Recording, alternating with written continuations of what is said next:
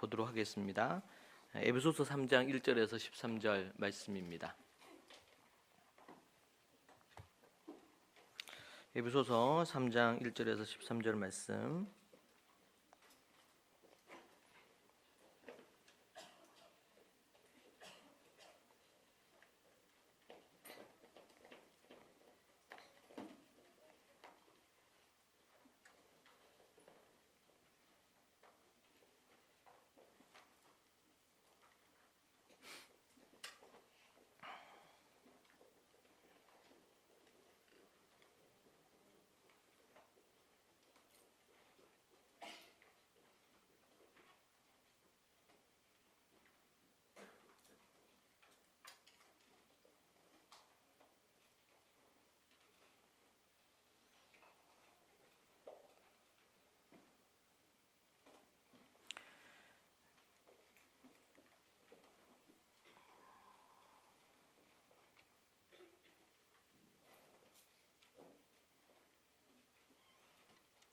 네, 에베소서 3장 1절에서 13절 말씀. 우리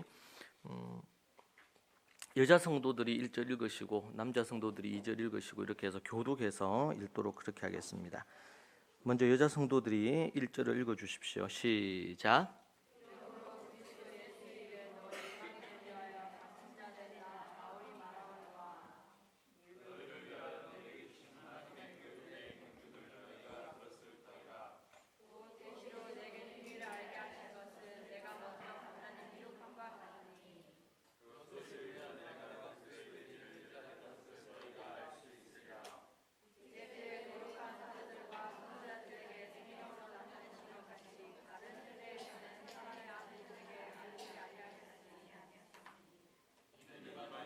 복음으로 말미암아 그리스도 예수 안에서 함께 상속자가 되고 함께 지체가 되고 함께 약속에 참여한 자가 됨이라.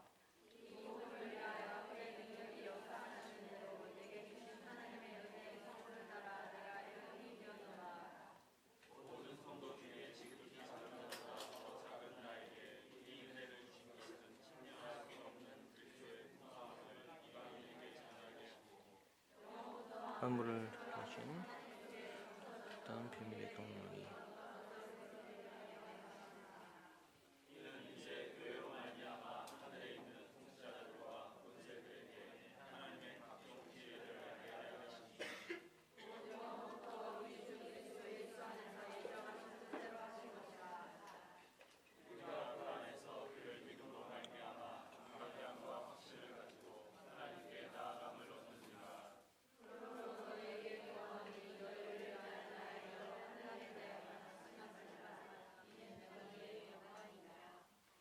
아멘.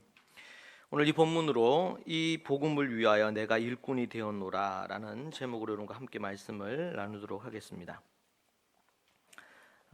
우리가 지금 에베소서 말씀을 보면서 제가 깨닫는 아주 귀중한 것 중에 하나는 이 성경이 말하는 기독교적인 가치의 이 개념을 정확하게 우리 바울 사도를 통해서 배우는 것입니다.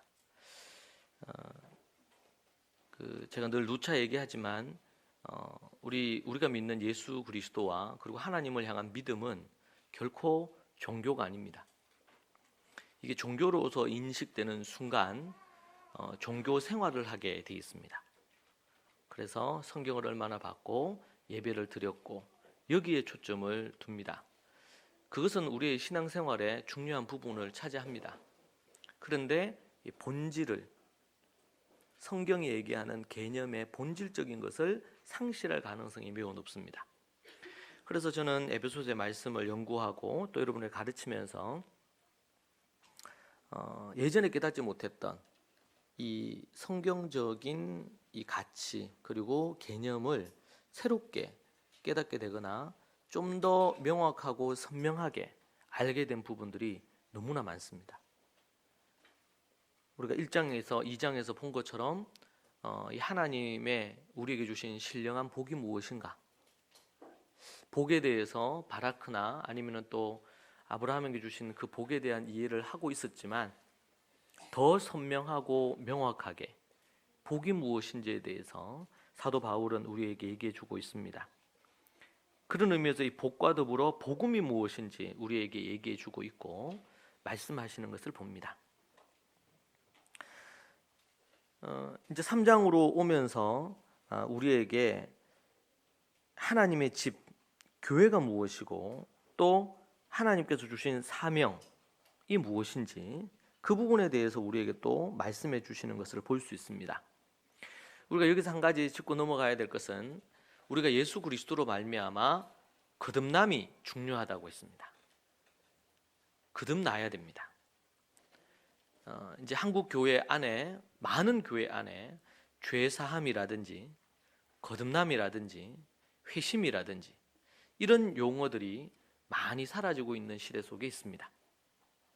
그러다 보니까 모든 교회에 있는 모든 사람들이, 교인들이 자신이 거듭난 줄로 때로는 착각하거나 오해하는 경우들도 많이 있고, 그리고 진정으로 자신이 어떤 죄인인지 깊이 자각하거나 회개하지 않았음에도 불구하고 자신의 거듭남을 조금도 의심치 않고 그냥 종교 생활을 하면서 살아가는 사람들이 너무 많습니다.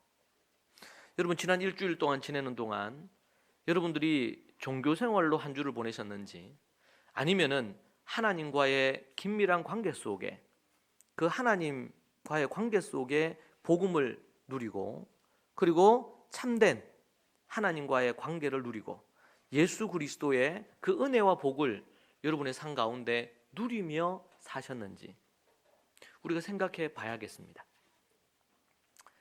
제가 볼 때 한국교회 많은 분들이 종교 생활에 그치는 경우가 너무 많지 않는가, 그런 생각을 다시 해봅니다.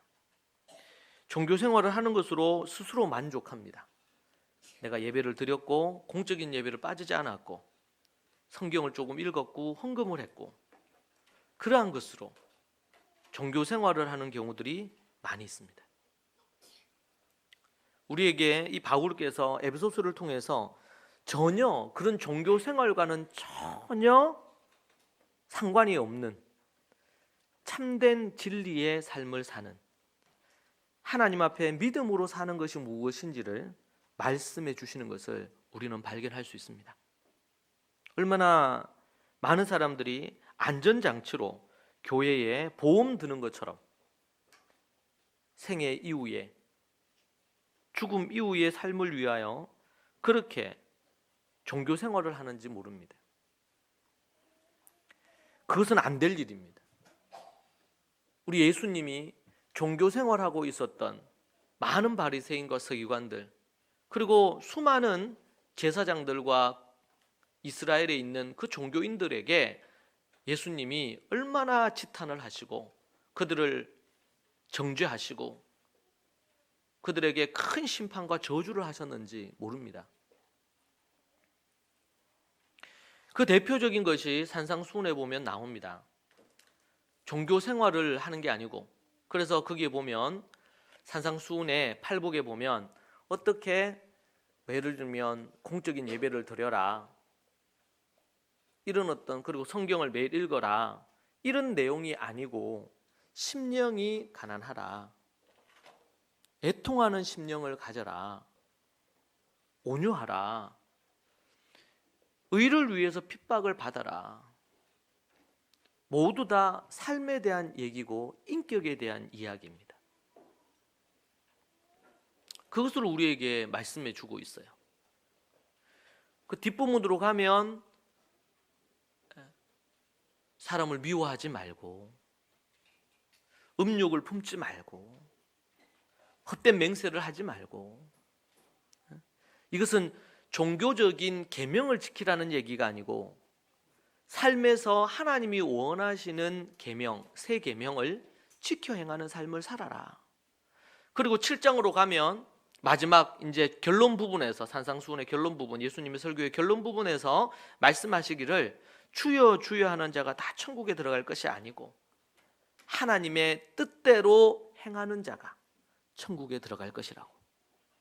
중요한 것은 뭡니까? 따라하시죠. 하나님의 뜻. 하나님의 뜻대로 행하라는 것입니다. 종교 생활을 하라는 게 아니고 종교 생활에 그 집 뭐 앞서 있는 사람들이 바리새인과 서기관들, 제사장들 아니겠습니까? 여러분, 그런데 그들이 구원에서 배제가 됐습니다. 지금으로 얘기한다면은 뭐 총회장이나 교회 목사나 교회 중직자들이 구원에서 배제가 된 것입니다. 뭘 보여줍니까? 더 이상 종교가 아니란 말입니다. 이 사회는 기독교를 종교로 자꾸 각인시킵니다. 기독교를 종교 중에 하나로 각인시킵니다. 그리고 종교이기 때문에 종교의 역할을 하라고 합니다. 여러분, 세상이 바라는 종교의 역할이 복음 전도가 아닙니다. 오직 예수 그리스도 외에 구원이 없다는 이 복음 선포가 아니란 말입니다. 거룩하고 온전한 삶의 요구가 아닙니다. 그 사회가 어느 정도 양심이 있을 때는 크리스찬들이 때로는 윤리나 도덕적으로 거룩한 삶을 살 때 그것을 인정하고 사도행전에서처럼 그렇게 칭송을 합니다. 그리고 그것은 이스라엘 사회이기 때문에 더더욱 하나님의 계명을 지켜야 된다는 배경 속에서 더더욱 그렇습니다. 그런데 이 시대는요, 그리스도인들이 말씀대로 거룩하게 살면 바보 취급을 받습니다. 정직하게 살면 바보 취급을 받습니다. 저는 여의도에 있는 많은 정치인들 중에서 그들이 크리스찬들이 많지 않습니까? 그런데 정직하지 않은 것 같아요. 그런데 정직하면 이 정치를 하기가 어려울 것 같아요.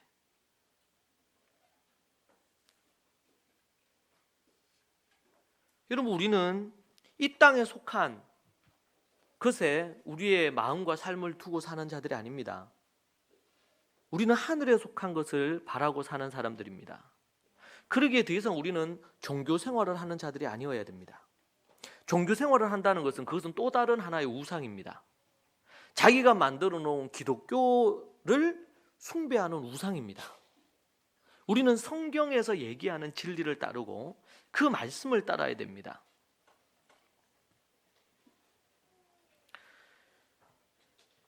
우리가 처한 현실과 이 성경이 얘기하시는 이 진리, 성경에서 얘기한 진리의 개념들을 연구하고 공부하고 따를 때에 우리의 마음에 많은 갭이 생깁니다. 무엇이 진리인가? 무엇이 올바른 길인가? 우리는 갈등하게 됩니다. 그 말은 그만큼 교회가 이 세속에 많이 물들어 있다는 증거일 수도 있죠. 저나 여러분도 그럴 수 있습니다. 세속에 물들어 있을 수 있습니다. 물질주의에 물들어 있을 수 있습니다. 돈이 우상이 된 시대에 우리는 살고 있습니다. 때로는 각양,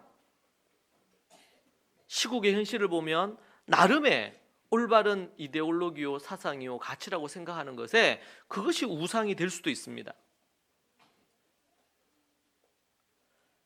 눈에 보이는 것이, 눈에 보이는 것에 그것을 마음에 두는 그런 시대 속에 우리는 살고 있습니다.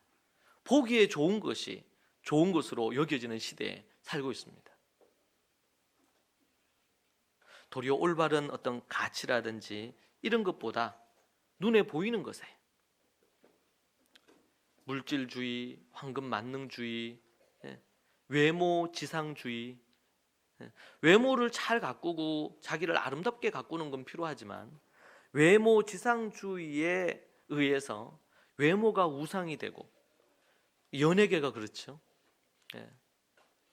외모 지상주의, 외모가 갖고 있고 그 사람이 갖고 있는 이미지로 먹고 사는 거 아니겠습니까?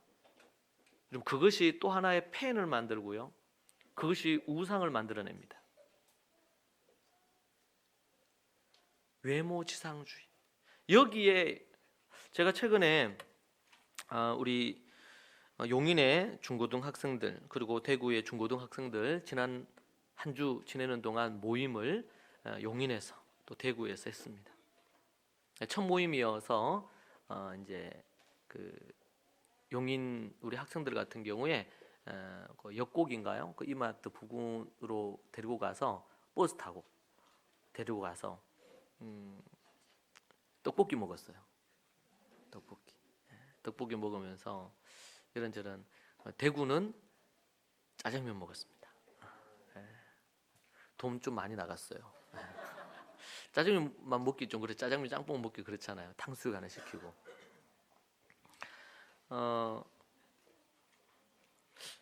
근데 제가 용인으로 이제 버스 타고 나가면서 그때가 이제 아이들은 이제 하교하는 그 시점이죠. 나가서 그 버스 타고 이제 내려가지고 한 10분 정도 걸어야지 그 떡볶이 집이 나와. 그래가지고 같이 버스 타고 내려서 갔습니다. 가는 동안 제가 중고생들을 많이 볼 일이 잘 없잖아요. 근데 놀라운 거는 가는 동안 중고생들이 많이 나오는 거예요. 그 제가 너무 놀란 거는 그게 또 대학도 있기 때문에 처음에는 대학생인 줄 알았어요. 근데 다 유니폼이 똑같으니까 얘는 고등학생들이구나, 중고등학생들이구나 생각을 했습니다. 그런데 치마가 너무 짧아. 교복이 그냥 생각하는 교복이 아니더라고요. 그리고 대부분 화장을 했어요. 제가 놀랐어요. 지나가다가 쳐다보게 되잖아. 어린애가 화장을 하고 있으니까. 근데 또 너무 쳐다보면 곤란하겠죠. 너무 놀랐어요, 제가. 그리고 또 이제 떡볶이 집에 갔습니다. 제가 충격 받은 가운데 이제 계속 걸으면서 이제 떡볶이 집에 들어갔는데 떡볶이 집에 중고생들이 많은 거예요. 양옆에 우리가 앉은 테이블 양옆에. 근데 화장이 좀 더 진해. 옷도 딱 이렇게 교복도 몸에 딱 붙어. 바지도 이렇게 치마도 딱 붙어요. 그리고 짧아요, 너무. 수년 전에 해외에 어느 대만인가 어느 나라에 교복과 관련된 걸로 어디에 기사가 뜬 것을 보고 참 혀를 찬 적이 있거든요. 근데 제가 그걸 또 이제 떡볶이 먹고 충격 가운데 맛있게 먹고 또 나오면서 버스 타러 가야 되잖아요. 중고생 팔짱을 끼고 어떤 끌어안는 애들도 있어. 그러고는 이제 찾기를 건너야 되는데 막 그러고 있더라고. 그러고 나서 이제 우리 용인의 중고생들을 봤어요. 얘네들은 화장도 전혀 안 하고, 저희 교복은 치마가 최소 무릎 가야 되고, 딱 붙지도 않고. 제가 보면서 참 거룩하다 얘네들, 이렇게 생각했어요. 저는 몰랐습니다. 그렇게까지 됐는지. 그리고 제가 이제 와서 집으로 오기 위해서 이제 역에서 내려가지고 이제 그 신세계 약간 통과해서 그쪽으로 이제 나오는데 초등학교 한 5학년, 4학년 때 그 같은데 애가 화장을 쫙 한 거예요, 얼굴에.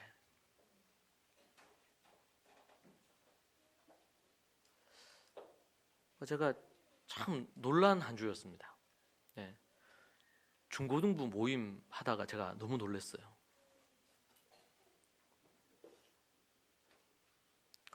여러분, 이게 어떤 사회가요, 외적인 어떤 변화들이 급속도로 일어난다는 것은 이유 중에 하나가 뭐냐면 내면적인 가치가 약하거나 생각과 사상의 가치가 깊지 않다는 증거입니다. 그리고 제가 이제 이번 주에 상담을 했습니다. 창원에서 오신 분이 제 학교 아이를 보내려고 상담을 오셨어요. 제가 간간히 얘기는 들었습니다.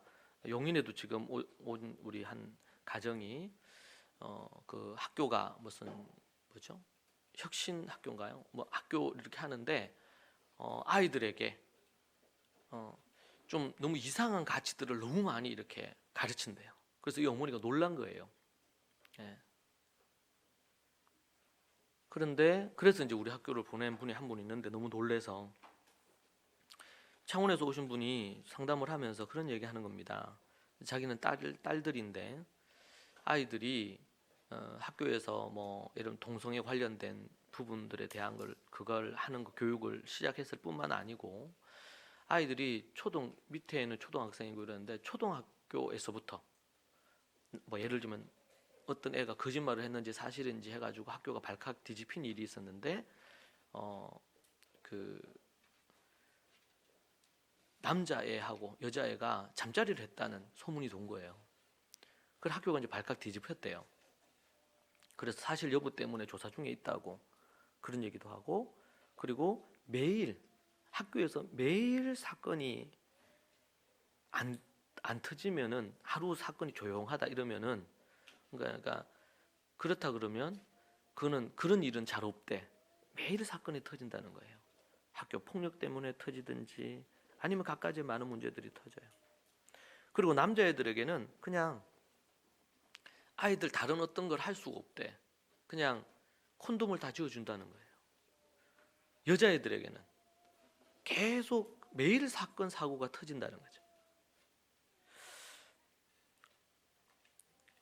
그러면서 이분이 이제 부모 훈련대 1학기를 듣고 2학기를 듣고 이렇게 하면서 아이들이 이제 계속 애들이 변하는 걸 느끼니까 한 달 뭐 한 해 변하는 걸. 그 이분이 그걸 갖고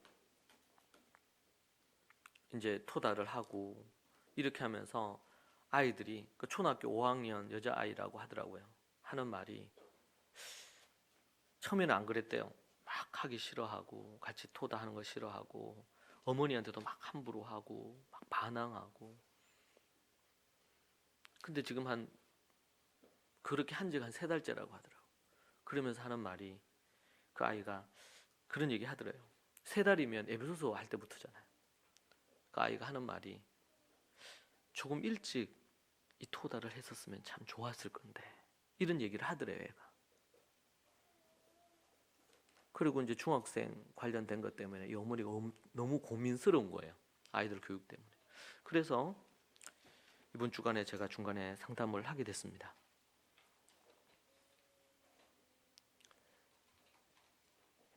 외모지상주의, 눈에 보이는 부분들의 어떤 가치죠. 학교 폭력은 또 그리고 왕따 현상은 이제 일반화됐습니다. 제가 볼 때는 교육 당국자들은 이런 문제에 별 관심이 없는 것 같습니다. 그냥 흘러가는 세태다. 자, 그러니까 모두 다 화장을 하니까, 모두 다 그렇게 옷을 입으니까, 모두 다 핸드폰을 갖고 그렇게 하니까 그것이 당연하다는 거죠. 여러분, 그게 당연하다고 되면 어떻게 됩니까? 그게 문화가 됩니다. 문화가 되면 이걸 안 하는 애들은 화장을 다 하는데 화장을 얘가 안 해. 그러면 이제 공격의 대상이 되죠. 핸드폰이 다 있는데 핸드폰이 없어. 뭐 핸드폰을 필요에 따라서 사용을 할 수 있어요. 근데 핸드폰을 가지고 쾌락을 즐기잖아요, 요즘은. 그런데 그 핸드폰이 없거나 또 아이들이 아이를 괴롭히는데 함께 동참을 안 하거나 이러면은 집단적인 공격이 오는 거죠. 여러분, 그것이 먼 나라 이야기가 아니고 우리 가까이에서 매일매일 벌어지고 그것으로 인해서 트라우마를 가져서 평생을 정상적인 생활을 하지 못하거나 그런 상처들로 얼룩져서 살아가는 이들이 얼마나 많은지 모릅니다. 여러분, 우리가 살고 있는 이 시대가 어떤 시대인지 우리는 생각해야 됩니다. 그리고 많은 그리스도인들은 영적인 관점으로 이 시대를 읽을 줄 알아야 됩니다. 당장이 눈에 보이는 어떤 사건, 사고의 문제가 아니고 하나님의 뜻에서 벗어나 있는 이 땅의 가치들을, 그러니까 거기에 교회가 속수무책입니다. 그러다 보니까 믿는 집의 자녀들이 싹 다 떠납니다.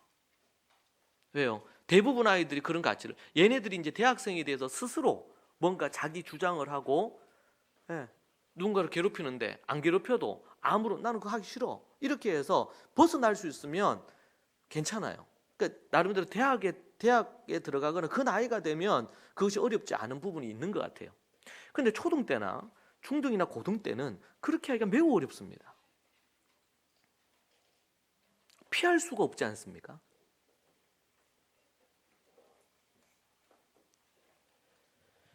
여러분, 예수님이 이 땅에 오셔서 하셨던 일을 보십시오.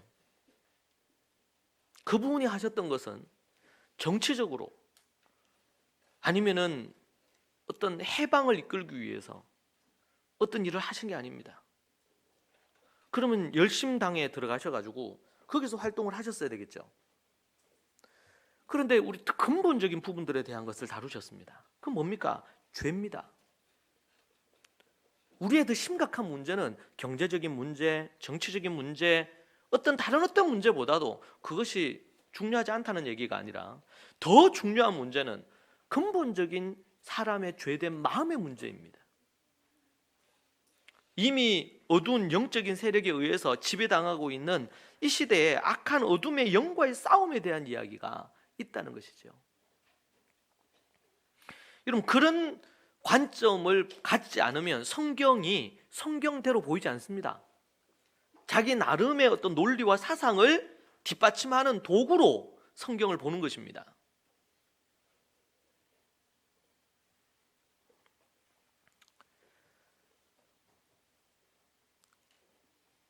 여러분, 비밀을 오늘 이제 우리 읽은 말씀에요. 매우 중요한 단어 중에 하나가 비밀입니다. 비밀.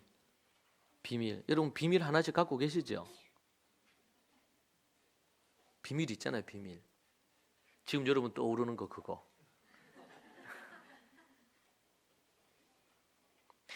비밀은 쉽게 드러나지 않고 알려주지 않습니다. 왜냐하면 비밀이니까. 그런데 그 비밀을 이 하나님에게도 그 비밀이 있어요. 비밀이. 구약에서 잘 안 드러내셨습니다. 약간 흘려 보여주신 적은 있어도 안 드러내셨습니다. 심지어 모세에게도 안 드러내셨습니다. 아브라함에게도, 다윗에게도 이거 안 드러내셨습니다. 그 비밀을 바울에게, 그리고 예수님 오시고 나서 제자들에게 이 비밀을 드러내셨습니다. 자신의 때가 되신 거죠. 여러분, 이 비밀이 무엇입니까? 이 비밀. 첫 번째로 비밀은 오늘 본문에는 안 나오는데요. 성경 전체를 볼 때 첫 번째 비밀은 요한복음 3장 16절입니다. 하나님이 세상을 이처럼 사랑하사 독생자를 주셨으니 이는 저를 믿는 자마다 멸망치 않고 영생을 얻게 하려 하심이라. 이것이 첫 번째 비밀입니다. 죄로 말미암아 지옥불에 떨어져 있는 인간을 구원하시고자 하는 하나님의 비밀입니다. 비밀. 이것이 첫 번째 비밀입니다. 에베소서에서는 이 내용에 대해서 자세히 나오진 않습니다. 이미 그것은 사복음서에서 나와 있고, 그리고 에베소 성도들도 알고 있는 비밀입니다. 자, 비밀이었는데 이제는 비밀이 아니게 됐죠.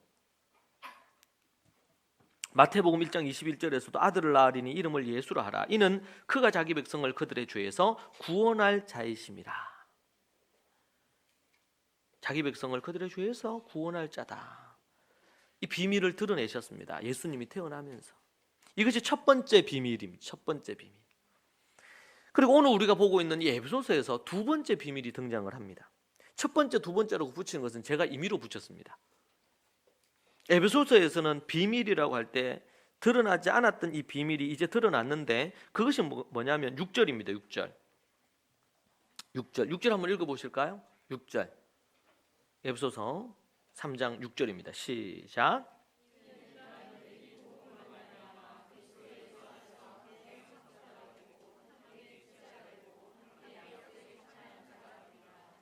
6절을 표준 세번역에서는 이렇게 번역했습니다. 3장 6절을 그 비밀이라는 것은 이제 5절에서 지나간 세대에서는 하나님께서 그 비밀을 사람들에게 알려주시지 않았는데, 6절에서 그 비밀이라는 것은 이방 사람들이 복음을 듣고서 그리스도 예수 안에서 함께 상속자가 되고 함께 한 몸이 되고 함께 약속을 받은 지체가 되는 것입니다. 표준 세번역에서 아주 선명하게 얘기해 주겠습니다. 그 비밀이 뭐냐? 이방 사람들이 복음을 듣고 그리스도 예수 안에서 함께 상속자, 함께 한 몸, 함께 약속을 받은 지체가 되었다. 이것이 뭐예요? 두 번째 비밀입니다. 두 번째 비밀. 이 우리에게 해당되는 것이죠. 우리에게. 이 비밀은 영원부터 만물을 창조하신 하나님 속에 감추어졌던 비밀의 경륜이라고 9절에서 언급하고 있습니다. 이 비밀은 영원부터 만물을 창조하신 하나님 속에 감추어져 있었던 것입니다. 이 비밀이. 자, 그래서 오늘 3장 요 우리가 읽었던 말씀에서 중요한 단어 하나가 비밀. 비밀 기억하셔야 됩니다. 비밀. 그리고 두 번째 중요한 단어가 있다면 복음입니다. 이 복음이 뭐냐? 이 비밀이 뭐냐? 복음을 얘기하는 것입니다. 복음. 1차적인 복음은 요한복음 3장 16절에 나타나고 있고, 2차적인 복음, 두 번째 복음은 뭡니까? 이방인들에게 베풀어진 구원의 은혜입니다. 이것을 복음이라고 표현을 했어요. 바울은. 기쁜 소식. 첫 번째 기쁜 소식은 하나님이 세상을 이처럼 사랑하사 독생자를 주셨으니 이는 저를 믿는 자마다 멸망치 않고 모든 인간이 영생을 얻게 되었다는 사실이고, 두 번째 복음은 이방인들에게도 동일하게 이 복음이 전해졌다는 사실입니다. 자, 그래서 두 번째는 복음이에요. 여러분, 세 번째는 이 복음의 일꾼이 되었다고 얘기하는 부분입니다. 3장 1절부터 12절까지의 어떻게 보면 중요한 핵심은 복음의 일꾼 되었다는 얘기입니다. 내가 복음의 일꾼 되었다. 감옥에 갇힌 내가. 그 얘기하면서 비밀 얘기하고 복음 얘기하고 이 복음에 내가 일꾼이 되었다. 나 바울은 그 얘기를 하고 있습니다. 자, 그리고 네 번째가 교회입니다. 그 부분에 대해서 우리가 잠시 보겠습니다. 이 복음을 위하여 능력의 역사로 하나님의 은혜의 선물로 일꾼이 되었다고 그렇게 오늘 본문은 우리에게 말해주고 있습니다. 이 은혜의 풍성함을 이방인에게 전하게 하시기 위하여 하나님이 나를 일꾼으로 부르셨다라는 것이죠. 영원부터 만물을 창조하신 하나님 속에 감추어져 있던 비밀의 경륜, 이 비밀을 드러나게 하려 하심이라. 그리고 이제 10절이 되면 하나님이 이제 교회를 시켜 하늘에 있는 통치자들과 권세자들에게 하나님의 갖가지 지혜를 알게 하려고 하시는 것입니다. 하나님과 예수님 안에서 성취하신 영원한 뜻을 따라서 이렇게 이루셨다. 그래서 우리는 믿음으로 담대히 하나님 앞에 나아갈 수 있게 되었다는 것이죠. 내가 지금 감옥에 이 환난 가운데 갇혀 있는 것으로 에베소 성도 여러분들이 낙심하지 마시라. 내가 당한 이 환난은 이방인 여러분에게 영광이다. 이것이 12절에 나오는 말씀. 6절 이하의 내용을 한번 보실까요? 그 비밀이라는 것은 이방 사람들이 복음을 듣고서 그리스도 예수 안에서 함께 상속자가 되고 함께 한 몸이 되고 함께 약속을 받은 지체가 되는 것입니다. 나는 하나님의 능력이 역사하는 대로 나에게 주신 그분의 은혜의 선물을 따라 이 복음의 일꾼이 되었습니다. 첫 번째는 비밀에 대한 얘기를 하기 시작하시다가 그 다음은 이 비밀이 뭐라고요? 복음이라고. 이 복음이 뭐라고요? 이방인들이 구원 얻게 되었다는 거예요. 그런데 이 복음을 위하여 내가 뭐가 됐어요? 복음의 뭐가 됐어요? 일꾼이 된 거예요. 8절에 하나님께서 모든 성도 가운데서 가장 작은 자보다 더 작은 나에게 이 은혜를 주셔서 그리스도의 헤아릴 수 없는 부를 이방 사람들에게 전하게 하시고 만물을 창조하신 하나님 안에서 영원 전부터 감추어져 있던 비밀의 경륜이 무엇인지, 또 비밀 또 나오지요. 창세 전에 영원 전부터 비밀이 있었다는 거예요. 그리스도의 헤아릴 수 없는 부를 이방 사람들에게 전하게 하시고 만물을 창조하신 하나님 안에서 영원 전부터 감추어져 있던 비밀의 경륜이 무엇인지 모두에게 밝히게 하기 위해 하셨다. 10절입니다. 하나님께서는 이제 교회를 시켜 하늘에 있는 통치자들과 권세자들에게 하나님의 갖가지 비밀을 알게 하려고 하시는 것입니다. 하늘의 통치자들과 권세들과 모든 이들이 알게 하시려고 교회를 시켜 교회를 통하여 교회로 말미암아 그 일을 하려 하신다. 11절입니다. 이 일은 하나님께서 우리 주 예수 그리스도 예수 안에서 성취하신 영원한 뜻을 따른 것입니다. 하나님의 영원한 뜻에 의해서 지금 이게 진행이 되고 있다는 거예요. 지금 우리는 그리스도를 믿음으로써 그분 안에서 확신을 가지고 담대하게 하나님 앞에 나아갈 수 있게 되었습니다. 13절에 보면 그러므로 여러분은 여러분을 위하여 당하는 나의 환난을 보고 낙심하는 일이 없기를 바랍니다. 내가 당하는 환난은 여러분에게는 뭐예요? 영광입니다.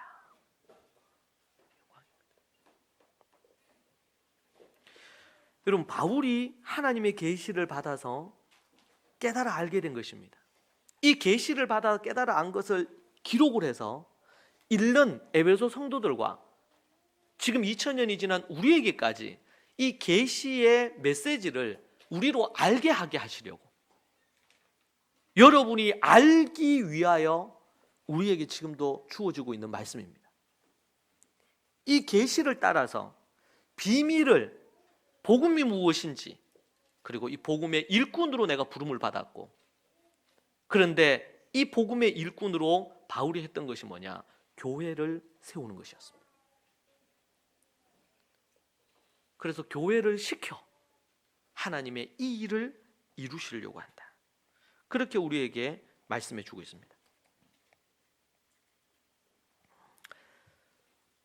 좀 3장 6절부터 좀 더 우리가 자세히 보면요,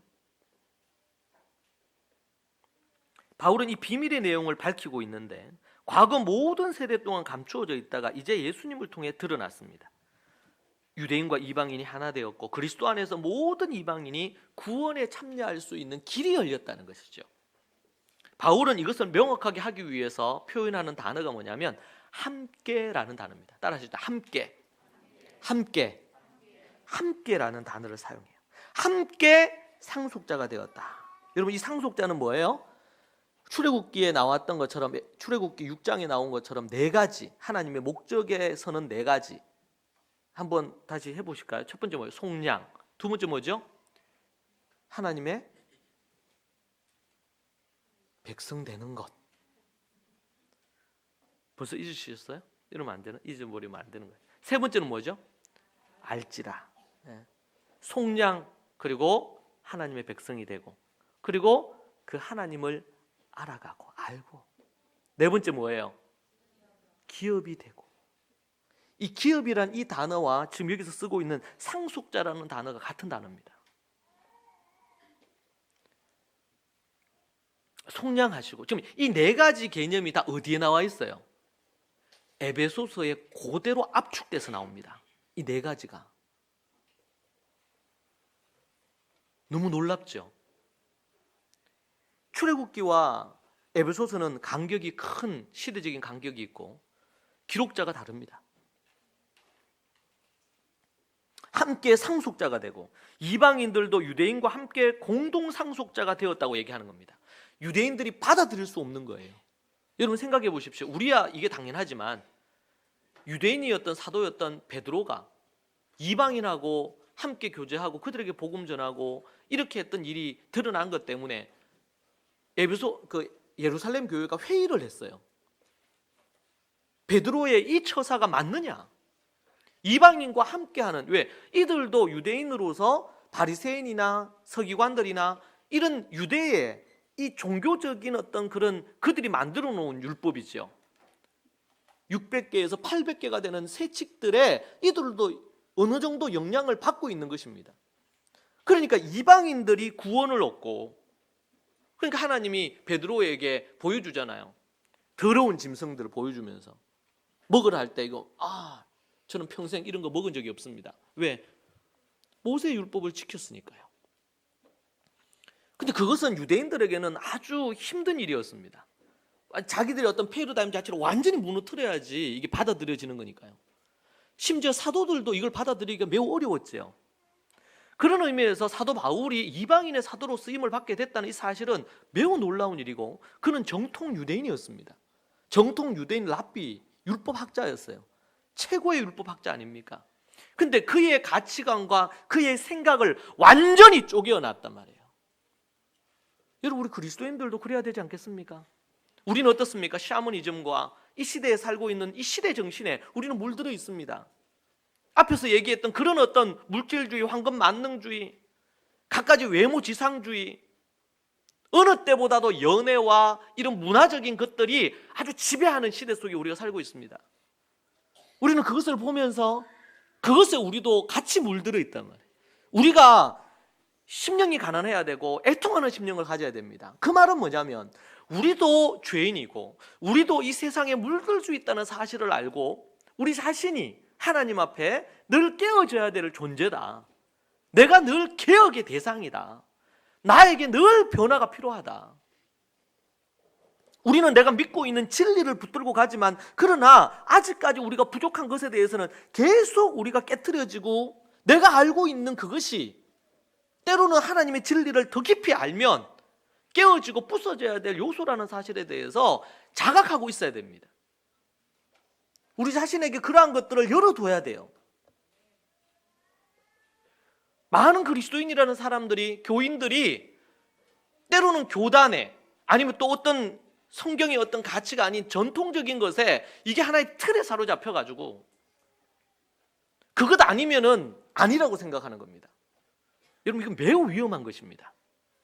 여러분, 우리는 그리스도인들은 모든 생각과 가치와 사상과 모든 것들을 그리스도 앞에 무릎을 꿇리는 것입니다. 하나님의 말씀을 깊이 연구를 하는 것입니다. 그래서 하나님의 가치, 하나님의 뜻, 하나님의 사상이 무엇이냐?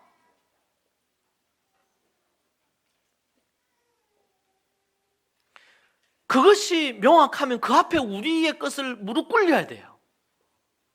내 평생에 내가 붙들고 있는 가치라도 무릎 꿇려야 됩니다. 그게 샤머니즘적인 겁니까? 무릎 꿇려야 돼요. 외모 지상주의적인 가치입니까? 무릎 꿇려야 됩니다. 있는 자들에 의해 가지고 이루어지는 것입니까? 무릎 꿇려야 돼요. 심지어 교회도 가진 자들의 편에 서고 교회 안에 있는 자들이 오고 그러면 굽신거리고 가난한 자들이 오면 하찮게 여기는 이런 시대가 되어버린 모습을 갖추고 있지 않나요?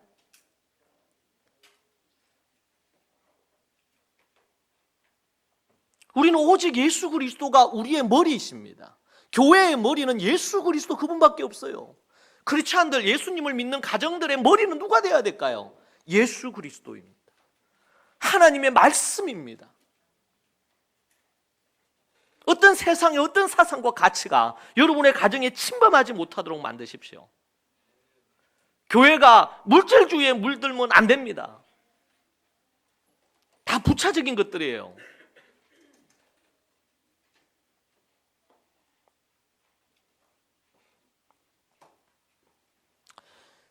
제가 이번 주에 우리 대구 같은 경우에는 바로 우리 짜장면 먹고 짬뽕 먹고 탕수육 먹었지만 바로 성경 공부를 했습니다.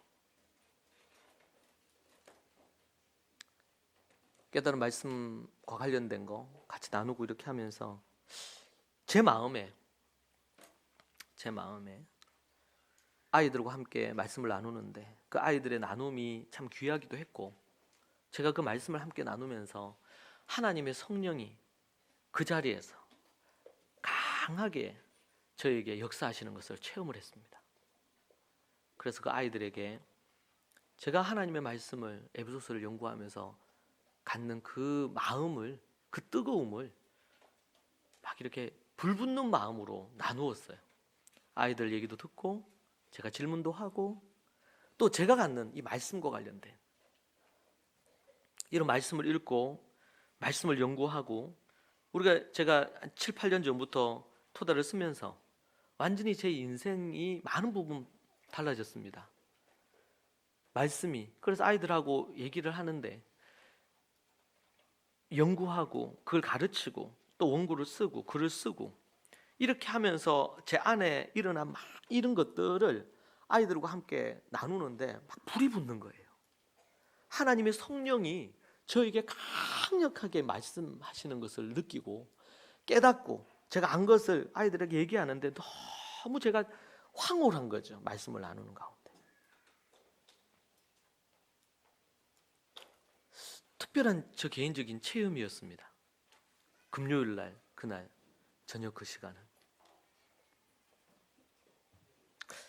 자, 그리고 나서 금요 기도회 끝나고 집으로 오면서 여러 생각들을 하게 됐습니다.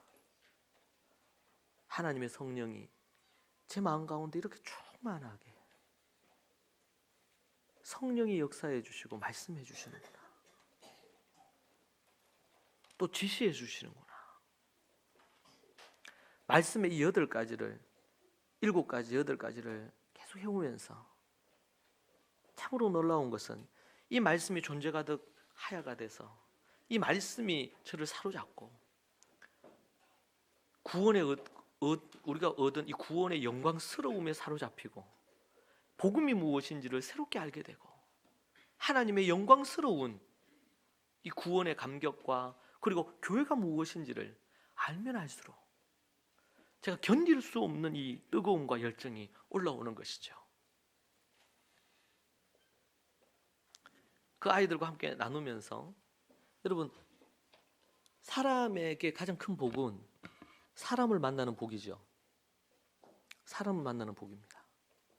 누군가를 만나느냐, 누구와 함께 하느냐, 그것이 복입니다. 그러면서 제가 아이들과 함께 그 시간을 가지면서 이 아이들 안에, 그 아이들에게도 그런 얘기했습니다.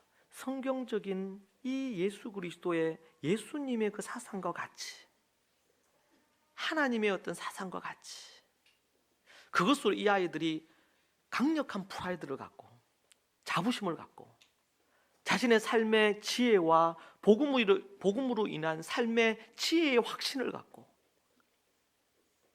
담대하게 하나님의 말씀을 얘기하고, 아직은 어리고 부족함이 많이 있지만 그 아이들 안에 확신과 담대함으로, 열정으로, 삶의 어떤 긍정적이면서 희망찬 열망으로 하나님의 말씀에서 기로 올린 그 열정이, 사도 바울이 가졌던 그 열정이, 그 모습이 우리 아이들에게 있으면 좋겠다. 그래서 이 아이들이 결혼을 했어도 제 나이가 되었을 때 저하고는 비교되지 않는 그런 말씀의 사람이 되고, 삶에 당당하고, 악과 어두움과는 어떤 이득이 있어도 취하지 않는 그런 강력한 일꾼으로, 이 거칠고 악한 세대에 거룩한 하나님 앞에 나스린과 같이 그렇게 쓰임받는, 그래서 가정을 세웠는데 그 가정이 유대인들이 가졌던 믿음의 어떤 가정보다도 더 강력한, 그들이 낳아 기르는 자녀들이 하나님의 일꾼으로 더 강력한, 다니엘 같고 느헤미야 같고 정말 바울과 같은 그런 일꾼들이 제 안에, 그것이 제 마음에 불붙는 거예요. 상속자가 되게 한다. 함께 상속자가 되게 하고 함께 지체가 되게 하고. 저는 제 이제 나이에 이것을 하는데, 지금 중고등 아이들은 10대 때 이걸 하잖아요. 제가 지금 이것을 연구하고 알게 된 것이 너무 감사하고 귀한데, 이제 10대 됐어. 이제 14살, 15살 뭐 이런 애들이 지금 이 진리를 알게 됐단 말이에요. 이게 얼마나 큰 복이냔 말이지. 얘네들이 결혼하면은 그냥 유치원 때부터 이것을 할 수 있지 않겠어요? 그들의 삶에. 여러분, 이 얼마나 놀라운 특권입니까? 함께 상속자가 되고, 함께 한 몸의 지체가 되고, 이방인들도 함께 약속에 참여하는 자가 되고, 아브라함과는 멀었고 외인이었고 이방인이었고 언약과는, 약속과는 아무 상관이 없었던 우리들에게 함께 약속에 참여하는 자가 되었다. 바울은 로마서에서 참 유대인이 되었다. 진정한 유대인이 되었다. 유대인이 육신의 할례를 받은 너희들이 진짜 유대인이냐? 아니라는 겁니다. 예수 그리스도로 말미암아 거듭난 너희들이 참 유대인이다. 그래서 우리는 유대인을 동경하는 것도 별로 안 좋고, 그렇다고 유대인들을 반유대적인 입장을 취하는 것도 안 좋습니다. 제가 만나는 많은 우리 한국의 크리스찬들 목사님들을 만날 때 반유대주의적인 입장이 많아요. 그러면 한마디 합니다. 제가 목사지만 크리스찬적인, 모르면은 말을 안 해야 됩니다. 예. 저는 모르면 말을 안 하려고 합니다. 왜? 아직까지 제가 모르니까. 근데 모르는데 아주 큰 소리 치는 사람들이 있어요. 특별히 목사들 중에서도. 조심해야 됩니다. 모르면 배워야죠. 성경을 기반으로 해서 배워야죠. 함께. 그러니까 우리는 모든 이들을 축복해야 되듯이 이스라엘을, 유대를 축복해야 됩니다. 그들 가운데 진정으로 예수님을 믿고 구원받는 자들이 서도록 우리는 기도해야 됩니다. 그리고 그들은 먼저 진액을 가진 자들입니다. 하나님이 먼저 그들을 택하셨으니까 그들에게 배울 것이 많습니다. 배우는 게 필요합니다. 그러나 맹종하면 안 됩니다. 그들을 우상시하면 안 됩니다.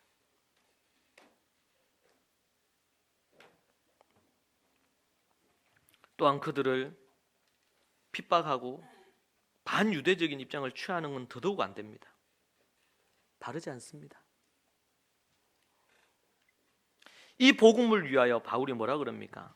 복음을 위하여 그 능력이 역사하시는 대로 내게 주신 하나님의 은혜의 선물, 내가 일꾼이 되었다. 복음을 위하여 내가 일꾼이 되었다.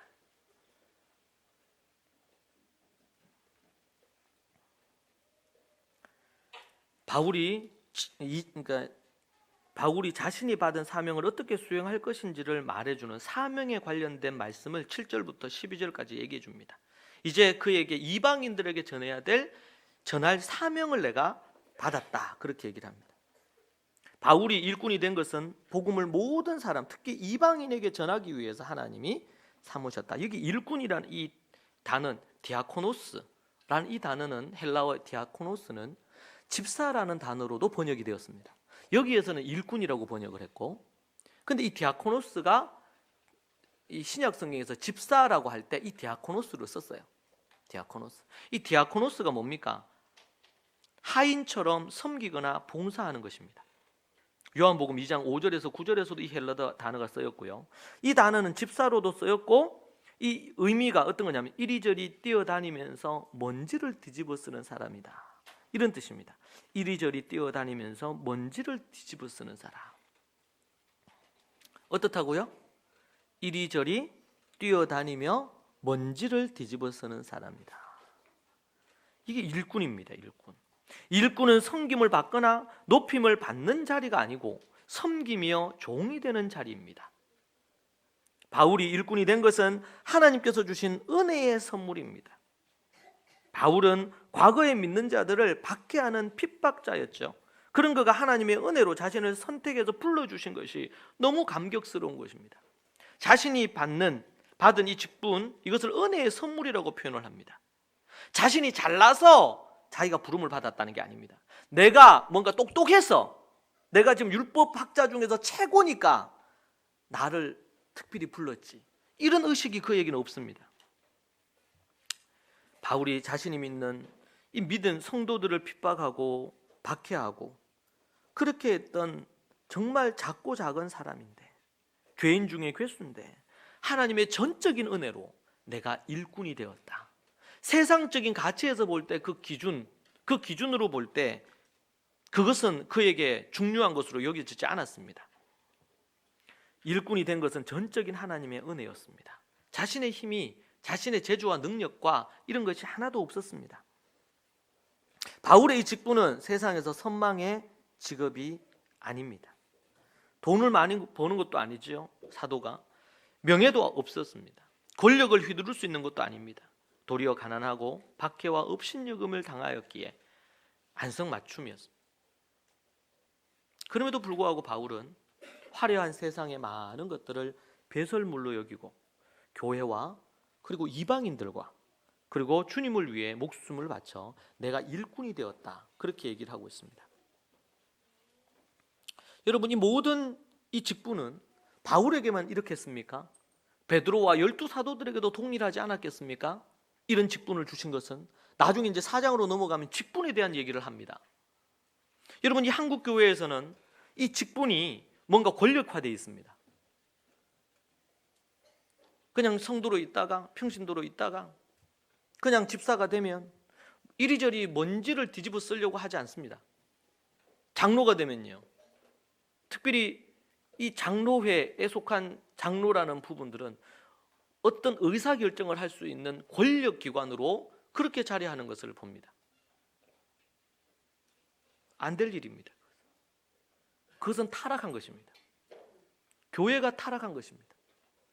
직분을 얻기 위해서 돈을 내고 돈으로 직분을 사고 주고 사고 받는 이런 현실은 매우 슬픈 일입니다.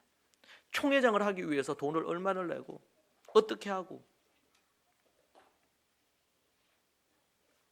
예루살렘 교회가 예수님의 동생 야고보를 지금으로 얘기하면 총회장으로 세울 때 돈 거래가 있었을까요?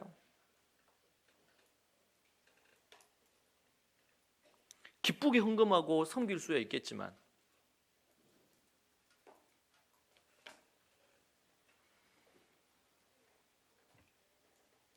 섬기는 일입니다. 섬긴다고 해서 함부로 대해도 된다는 것을 말하지 않습니다. 디아코노스, 그리스도인들은 모두 다 거듭나고 죄사함을 얻어서 거듭난 사람들은 모두 다 하나님 앞에 일꾼이 되어야 됩니다. 일꾼. 그 일꾼들 중에서 7 집사처럼 공식적으로 좀 더 어떤 전문적인 일을 맡아서 해야 될 교회에 일꾼이 7 집사가 세워졌죠. 예루살렘 교회에서는. 일꾼. 거듭난 모든 그리스도인들은 죄사함을 얻고 거듭난 자들은 모두 다 일꾼입니다. 일꾼은 주의 일을 감당해야 돼. 복음을 위하여 주의 일을 감당해야 됩니다. 사도 바울은 유대인들에게도 복음을 전했지만 특별히 이방인들에 대한 하나님의 부름을 받았습니다. 여러분, 우리 교회는 하나님의 특별한 부름을 받았습니다.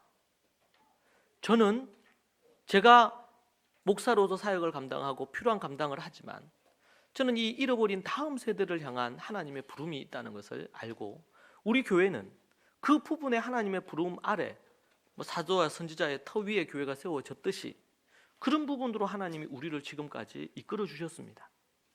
그것은 사도 바울이 의식하는 것처럼 우리는 이런 의식이 우리에게 필요합니다. 하나님의 은혜의 선물을 따라 내가 일꾼이 되었노라. 그의 능력이 역사하시는 대로 내게 나를 일꾼으로 삼으셨구나.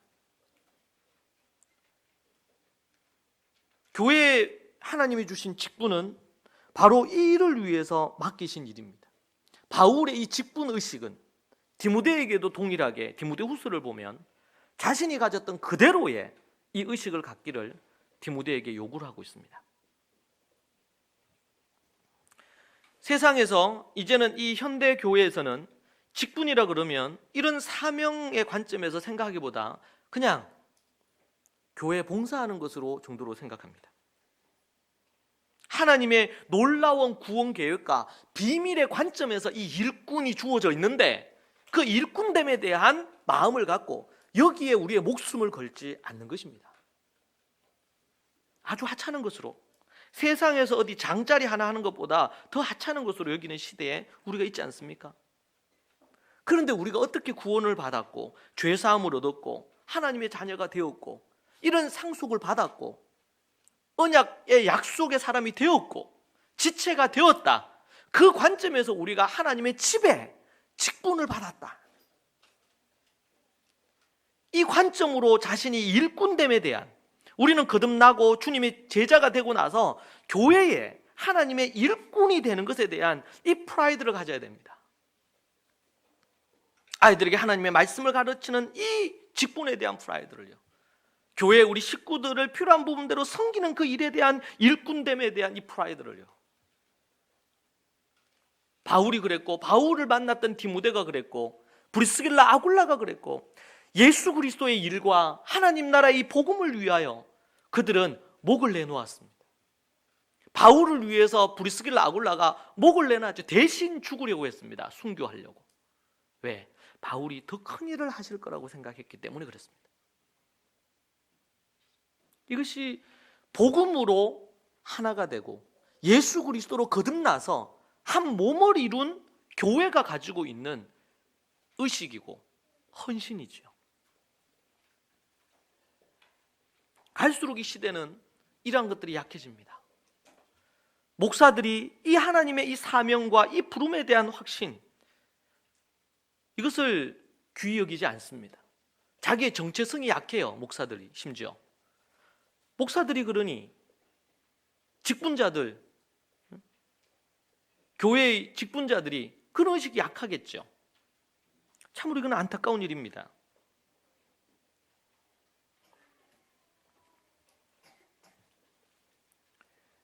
심지어 목사가 되거나 선교사가 되는 것을 아주 하찮은 것으로, 자식이 있으면 자식 중에서 제일 못난 놈을 목사시키려고 한다 그러잖아요. 그것은 저주받을 일입니다. 하나님의 부름이 있어야 되고 하나님의 뜻이 있어야 되고 그 하나님의 부름에 따라서 그 직분을 맡는 것이 얼마나 영광스러운 일이냐 말이에요. 여러분은 어떻습니까? 이리저리 뛰어다니면서 먼지를 뒤집어 쓰는 교회 식구들을 위해서, 몸된 교회를 위해서, 예수 그리스도의 그 일을 위해서 여러분 그렇게 하시겠습니까? 아니면 그렇게 하고 계십니까? 아니면 리더로, 국장으로, 아니면 또 팀원으로 어떤 사역을 감당하는 그것이 여러분 귀하고 소중한 일입니까? 그것은 결코 감투가 아닙니다. 그것은 고난의 길이요 핍박의 길입니다. 누군가를 섬긴다는 것은 쉬운 일이 아닙니다. 상처와 때로는 아픔으로 얼룩집니다.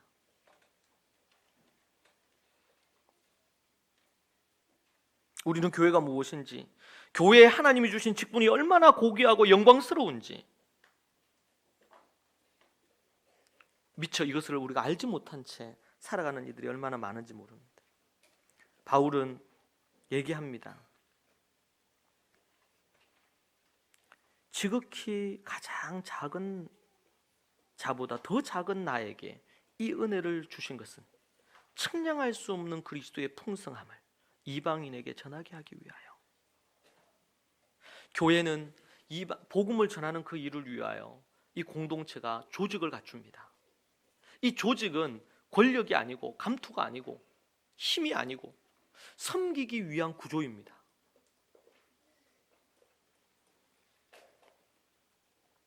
그래서 이 직분에 대한 얘기를 하면서 10절에요. 이는 이제 교회로 말미암아 교회를 시켜 하늘에 있는 통치자들 권세들에게 하나님의 각종 지혜를 알게 하려 하심이니, 교회를 시켜 이 일을 하기 위해서 사도 바울이 내가 부름을 받았다, 일꾼으로.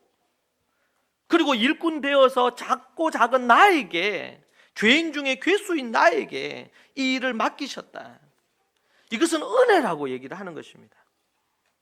이거는 그냥 겸손의 자기 고백의 어떤 입에 발린 말이 아닙니다. 그의 진정한 고백입니다. 성도 중에 지극히 작은 자보다 더 작은 바울에게 이 은혜를 주신 이유가 뭘까요? 첫째는 그리스도의 헤아릴 수 없는 부요함을 이방인에게 전하게 하기 위한 겁니다. 이 놀라운 하나님의 이스라엘에게 주신 이 부요함을 이방인에게 전하게 하기 위하여. 단순히 예수님 믿고 천국 갑시다, 이 복음이 아니고 삶의 모든 영역에 참된 행복을 가져다 주는 것으로, 열등감이 있는 자들에게 자부심을 갖고 담대하게, 소극적인 사람에게 적극적으로, 부정적이고 안 좋은 어떤 긍정적이지 않는 마음을 가진 자들에게 하나님 앞에 절대 긍정의 마음을 갖도록 삶의 모든 영역에서, 가정과 재정과 삶의 모든 영역에서 자유와 해방과 부요함을 누리게 하려고, 그것이 8절에 나오는 것입니다. 그리스도의 헤아릴 수 없는 그 부요함을 누리도록 하기 위해서.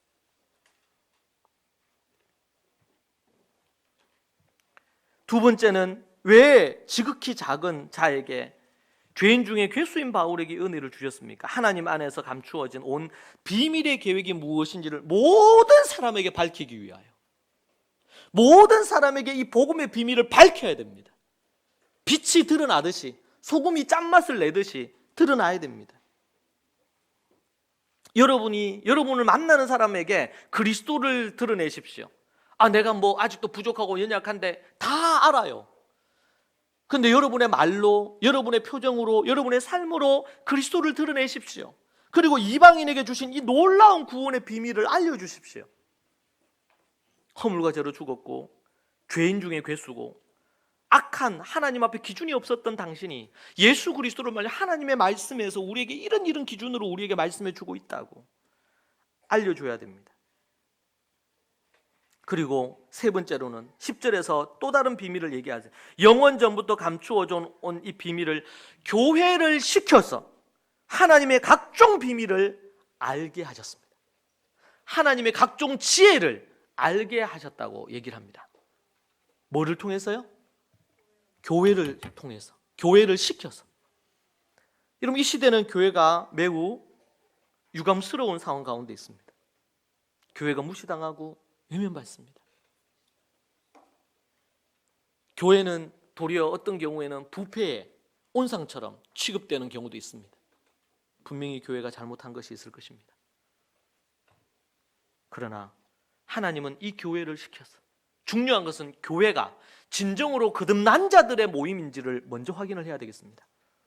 진정으로 이 복음의 비밀을 간직하고 알고 있는지를 봐야 되겠습니다. 제가 만난 많은 사람들은 그렇지 않는 사람을 많이 봤습니다. 영원 전부터 감추어져 왔던 비밀, 하나님이 교회를 시켜서 하나님의 각종 지혜를 주시려고 하는 것입니다. 그래서 우리로 하여금 부유하고 풍성한 삶을 살게 하려고, 그래서 이 땅에서 하나님 나라의 삶을 사는 겁니다. 이 땅에서. 사랑하는 여러분, 그리스도의 일꾼이 되어 주님과 함께 고난을 받으십시오. 악한 마귀 사단이 영혼들을 사로잡음으로 왜곡되고 타락하고 악한 영혼들을 복음을 전하여 구원하는 일에 온전히 하나님 앞에 지혜, 하나님의 부요한 지혜를 알게 하려고, 입으로는 예수님을 믿는데 하나님의 지혜를 몰라요. 어떻게 관계를 맺어야 될지를 몰라요. 쓴 마음을 어떻게 풀어야 될지 몰라요. 왜곡된 관계를 어떻게 해결을 해야 될지 몰라요. 있는 그대로 어떤 사람을 사랑하는 것을 배우지를 못해요. 도리어 뒤에서 그 사람 욕을 합니다. 이제 4장으로 넘어가면 어떻게 우리가 하나 돼야 될지에 대한 얘기를 합니다. 하나님의 이 부요한 지혜가 그 안에 있습니다. 어떻게 자기 안에 있는 우울함과 어두움과 이런 것들을 떨치고 넘어서야 돼 일어날지를 교회 안에 있는지 모릅니다. 각종 지혜를 모르는 겁니다. 하나님의 지혜를. 상처와 아픔으로 얼룩져 있던 과거에 매여서 자신의 현실에서 하나님이 주시는 복을 누리지 못하고 산단 말입니다. 이보다 더 큰 저주가 어디 있겠어요? 근데 그리스도 안에 있는데도 불구하고, 교회 안에 있는데도 불구하고 그런 이들이 많이 있습니다. 과연 진정으로 거듭나는지 우리가 확인해야 되겠고, 거듭났으면 각종 지혜를 배우고 익혀야 됩니다. 말씀의 8가지로 말씀을 배우고 익히지 않으면 자신에게 닥친 이 문제를 하나님의 뜻대로 이겨낼 수가 없어요. 자기 안에 갇힙니다. 쓴 마음을 갖습니다. 두려움이 앞섭니다. 짜증과 화가 납니다. 여러분, 교육과 관련해서 하나님의 지혜를 제가 정말 수년 동안 다 합치면 17년 가까이를 해서 사람들에게 전하고 있습니다. 많은 사람들이 그 교육의 지혜를, 자녀 교육의 지혜를 얻어서 때로는 3개월, 6개월, 1년 만에 놀라운 변화를 경험합니다. 제가 그렇게 하는 데는 5, 6년이 걸렸다면 그 사람들이 1년이 안 돼서 그 일을 하는 걸 봅니다. 왜 그렇습니까? 제가 똑똑해서 제가 잘나서 그런 게 아니고 하나님의 말씀의 원리 따라서 교육의 원리를 얘기했기 때문입니다. 그들이 예수님을 안 믿었기 때문에 그렇습니까? 교회를 안 나왔기 때문에 그렇나요? 아닙니다. 하나님이 주시는 우리의 삶의 모든 영역에 지혜가 필요합니다. 나중에 기회가 되면 정치나 역사 속에 하나님의 지혜에 대한 것을 정리하고 싶어요. 왜냐하면 너무 혼란스러우니까.